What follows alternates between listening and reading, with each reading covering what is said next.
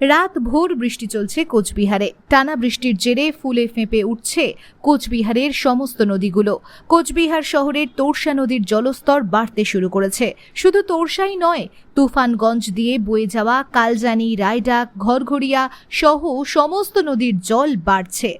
নদীর জল বাড়ায় বন্যা পরিস্থিতি কোচবিহারের বিভিন্ন এলাকায়।